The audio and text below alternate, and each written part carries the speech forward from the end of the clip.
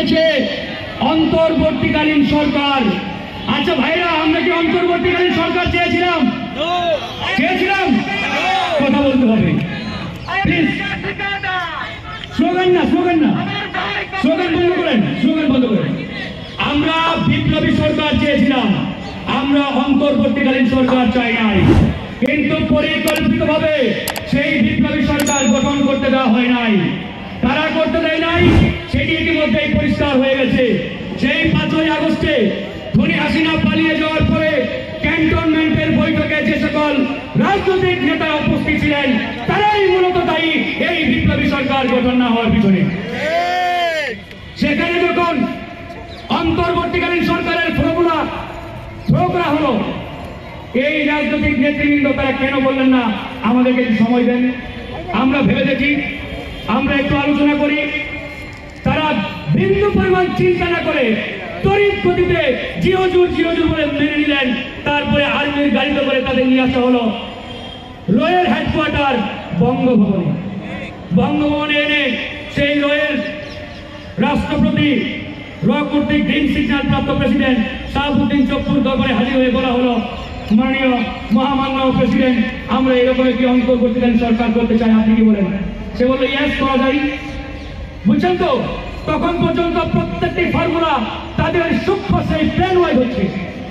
এরপরে এই অন্তর্বর্তীকালীন সরকারের ভবিষ্যতে কেউ যাতে বৈধতা চ্যালেঞ্জ করতে না পারে, ওই রাষ্ট্রপতি দপ্তর থেকে প্রধান বিচারপতির দপ্তরে চিঠি পাঠানো হলো যে এটা বৈধ নাকি অবৈধ, ভবিষ্যতে কেউ যাতে প্রশ্ন না করতে পারে, আপনি কি বলেন জনাব? বাংলাদেশের প্রধান বিচারপতি তখন পর্যন্ত হাসিনার নিয়োগপ্রাপ্ত প্রধান বিচারপতি, সে বাংলাদেশের প্রধান বিচারপতি ছিল না 5ই আগস্টে। সে বলল ইয়েস, খুব ভালো ফর্মুলা, হয়ে যান, করে ফেলেন, সিগন্যাল দিয়েছিল। তারপরে হলো কি অন্তর্বর্তীকালীন সরকার। এই সরকার না অন্তর্বর্তীকালীন, না বিপ্লবী, না অমুক না তমুক, কিছুই জানি না, একটা জোগা খিচুড়ি সরকার বানিয়ে ফেলেছে।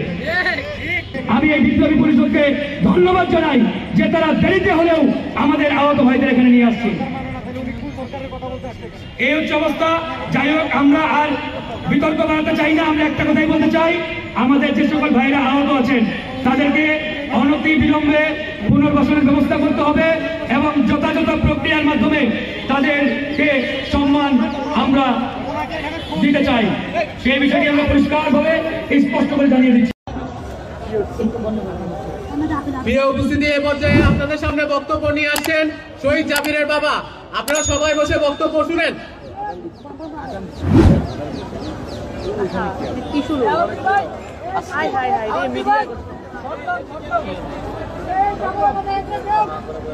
আমি বললাম কি করলাম,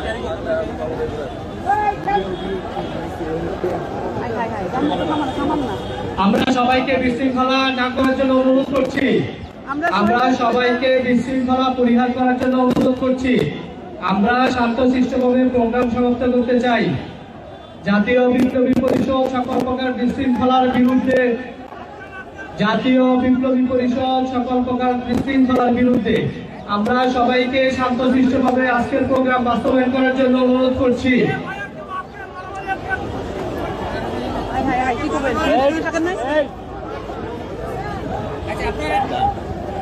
এখানে যারা বিশৃঙ্খলা সৃষ্টি করছেন, আপনারা কিন্তু এই শহীদ পরিবারের সাথে, আপনারা এই আহত নিহতের পরিবারের সাথে আপনারা বেইমানি করছেন। আপনারা যারা বিশৃঙ্খলা সৃষ্টি করছেন, আপনারা এই বিপ্লবে যারা শহীদ হয়েছে, শহীদ পরিবারের সদস্যদের সাথে আপনারা বিশ্বাসঘাতকতা করছেন। আমরা সবাইকে ধৈর্য ধারণ করার অনুরোধ করছি। আমরা সবাইকে ধৈর্য ধারণ করার অনুরোধ করছি।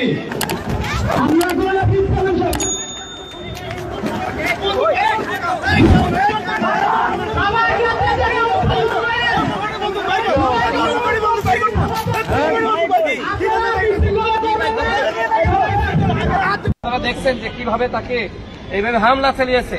শেখ হাসিনার আমলে শেখ হাসিনার সমালোচনা করা গেছে, এখন ডক্টর ইউনূসের আমলে যদি ডক্টর ইউনূসের বা তার সরকারের সমালোচনা করা না যায়, নব্য গজিয়ে উঠা সংগঠনের নেতাকর্মীরা এইভাবে তাকে ছুরি দিয়ে কোপ দেয়, তাহলে এই সংগঠন আসলে কারা? এরা নিশ্চয় জঙ্গি সংগঠন। সরকারের আশ্রয় প্রশ্রয় নিয়ে এরা মূলত বাঁচার চেষ্টা করছে।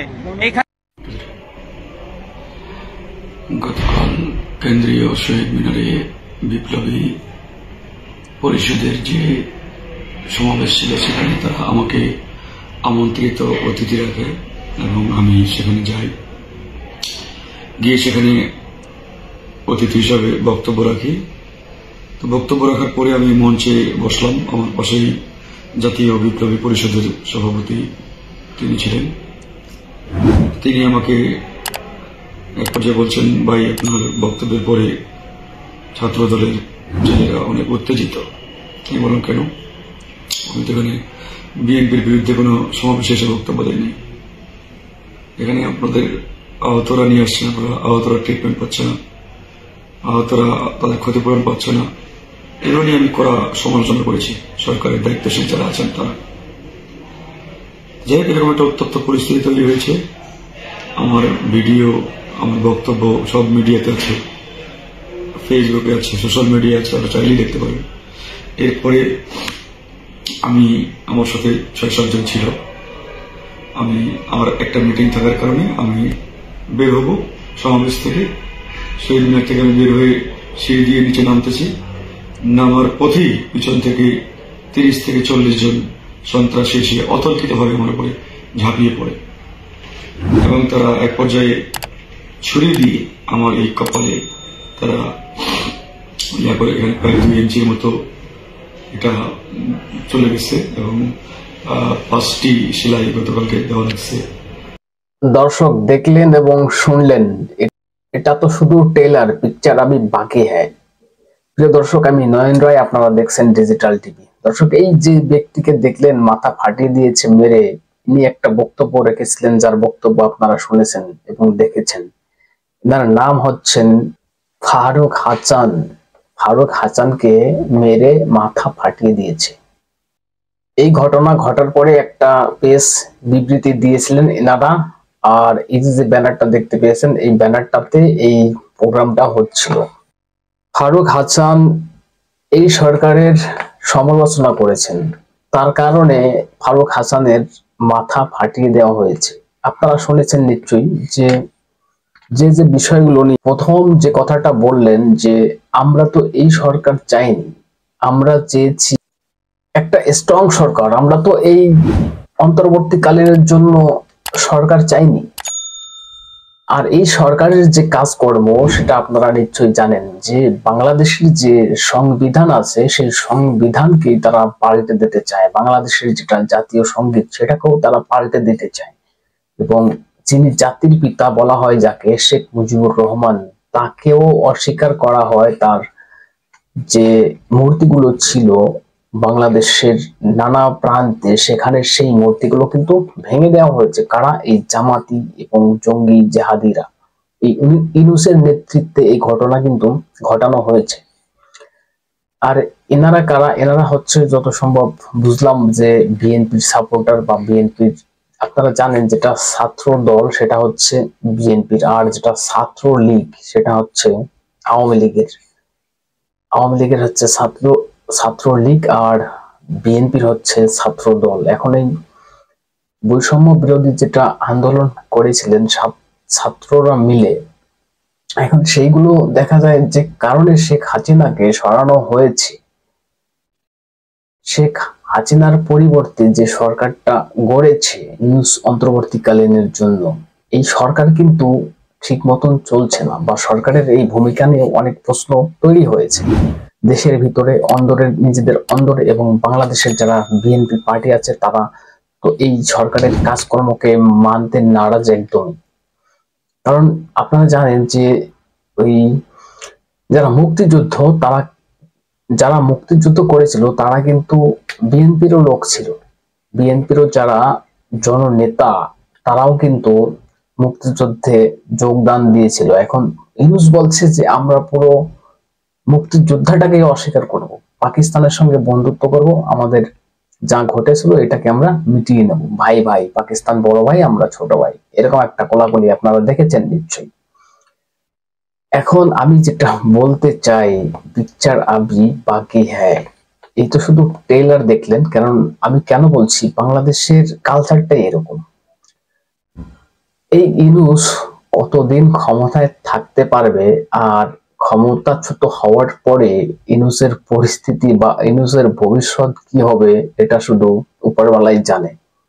আর আমরা শুধু একটুখানি আইডিয়া দিই বা বুঝতে পারি যে কি হতে পারে, সেটাই বলতে চাচ্ছি আপনাদের মাঝখানে। প্রিয় দর্শক, আমি নয়ন রায়, আপনারা দেখছেন ডিজিটাল টিভি।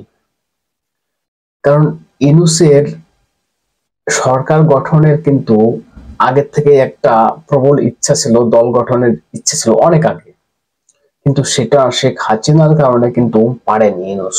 আর বর্তমানে শেখ হাসিনা চলে যাওয়ার পরে আমেরিকার একটা চাল খাটিয়ে ইউনূস সরকার গঠন করেছে, কিন্তু সরকারটা যেভাবে চলছে, যেভাবে সংখ্যালঘুদের উপরে অত্যাচার হচ্ছে বা দেশ যেভাবে চলার চেষ্টা করছে, এইভাবে কিন্তু একটা সরকার কখনো স্ট্রং ভাবে থাকতে পারে না। আর আপনারা জানেন, যারা এই ইউনূসের যারা উপদেষ্টা আছেন, কয়েকজন আছেন, সার্জিস আলম, আরো কে কে জানো, এদের বক্তব্য আপনারা শুনেছেন।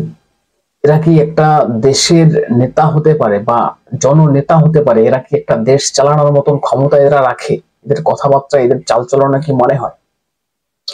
আরেকটা উপদেষ্টা আছেন, তিনি তো পুরো জঙ্গিদের সঙ্গে তার যোগ, আর জঙ্গিরাই এখন মানে বর্তমানে বাংলাদেশের সরকারটা চালাচ্ছে। আর এই যে ব্যক্তি সরকারের সমালোচনা করে কথা বলছিলেন, তাকে এক যুবক দেখছিলেন তো আপনারা, যে স্টেজে চলে এসেছিলেন কথা বলতে বলতে, বক্তৃতা রাখতে রাখতে তার পাশে এসে কথাবার্তা কি কি বলছিলেন যেন। তারপরে ইনি বসে থাকেন এক জায়গাতে মঞ্চে, সেখান থেকে বাইরে বেরোনোর সময় তাকে 40-50টা যুবক বা যারা জঙ্গি জেহাদি, তারা তার উপরে হামলা চালায় এবং ছুরি দিয়ে নাকি মাথায় আঘাত করা হয়, 5টা সেলাই লাগে। এটা তো শুধু টেইলার, পিকচার আবি বাকি হ্যায়। কেন এই কথাটা বারবার বলছি? কারণ এই ছুরি একদিন পেটের ভিতরে চলে যাবে, আর দেখবেন যে এই সরকার পরিবর্তন করতে রক্তাক্ত হবে বাংলাদেশ। ভয়ঙ্কর পরিস্থিতি হবে। যখন শেখ হাসিনা পালিয়েছিল দেশ থেকে, তখন যতটা ভয়ঙ্কর না হয়েছিল বাংলাদেশ, তার থেকে ভয়ঙ্কর হতে যাচ্ছে, রক্তাক্ত হতে যাচ্ছে এই বাংলাদেশ ভবিষ্যতের। কারণ ইউনূসকে হটানো এতটা সহজও হবে না। আর ইউনূস চাইবে এতটা সহজেও সরে যেতে নারাজ বা যেতে চাবেন না। এখন তাকে সরানোর জন্য তো বিএনপি লেগে পড়েছে, বলেছে 3 মাসের ভিতরে, তখন আপনারা জানেন যে বলেছিল 3 মাসের ভিতরে ভোট করাতে হবে। 3 মাস কেন, 6 মাস হয়ে গেল, এখনো বলছেন যে 2025-এ হবে কিনা জানি না। সবকিছু ঠিক করতে গেলে 2026-এর প্রথম দিকে, হয়তো মার্চ, এপ্রিল, মে, জুন, এরকম একটা টাইম দেওয়া হয়েছিল। এখন বিএনপি তো নারাজ। বিএনপি এখন চাইবে ফাঁকা মাঠে একটা গোল দেওয়ার জন্য, কারণ মাঠে এখন খেলোয়াড় নেই। বিরোধী দল, যেটা বিরোধী শক্তি আওয়ামী লীগ, শেখ হাসিনার পার্টি, সে এখন দেশের বাইরে। আওয়ামী লীগ এখন ছিন্ন বিচ্ছিন্ন এবং বিএনপি চাচ্ছে এই ফাঁকে একটা গোল দিয়ে বেরিয়ে যাওয়ার। কিন্তু এদিকে ইউনূসও মনে মনে ভাবছে যে ক্ষমতা অন্যের হাতে দেব কি করে, দেব কেন দেব, আমরাই দেখি ক্ষমতাটা টিকিয়ে রাখা যায় কিনা। বা ইউনূসের এরকম একটা ভাবনা চলছে যে একটা দল গঠনের পরিকল্পনা বা প্ল্যানিং, সেটা করতে গেলে টাইম লাগবে, আর সেটার জন্য এই বাহানা দিয়ে ভোট লেটে নিতে হবে বা 2026-27 পর্যন্ত টেনে নিতে হবে বাহানা দিয়ে। তার ভিতরে থেকে দলটা গঠন করে নিয়ে, সংগঠনটা চাঙ্গা করে নিয়ে, যাতে ক্ষমতাটা নিজের হাতেই থাকে, এরকম একটা পরিকল্পনা কিন্তু ইউজ করছে। আর সেই পরিকল্পনা কিন্তু বুঝে গিয়েছে এই বিএনপি। তাই এখন নিজেদের ভিতরেই গৃহযুদ্ধ, যত পার্টি থাকুক না কেন বাংলাদেশে, আমি ধরলাম শেখ হাসিনার সরকার নেই বা বিএনপি, সরি আওয়ামী লীগকে মাইনাস করে রেখেই আমি বললাম যে আরো যারা পার্টি বা সংগঠন আছে, তাদের ভিতরে দেখবেন এই ইউনূসকে হটানো নিয়ে কি লড়াইটা হয়, এবং বাংলাদেশ আরেকবার স্বাধীন হবে আমার মনে হয়। কারণ 1971 একবার স্বাধীন হয়েছে, এই ছাত্ররা বলছেন দেশটাকে আবার স্বাধীন করলাম 2024 সালে। আর এখন বিএনপি আবার কবে স্বাধীন করবে দেশটাকে, 2026-এ স্বাধীন করবে কিনা বা 25-এ করতে পারে কিনা, এখন সেটাই দেখার। দর্শক কি বলবেন, আপনাদের গুরুত্বপূর্ণ মতামত জানাবেন কমেন্টস বক্সে এবং নজর রাখবেন ডিজিটাল টিভিতে। চ্যানেলটাকে সাবস্ক্রাইব করে পাশে থাকবেন। ফেসবুক পেজে যদি কেউ ভিডিওটা দেখে থাকেন পেজটাকে ফলো করে রাখবেন। ধন্যবাদ সবাইকে।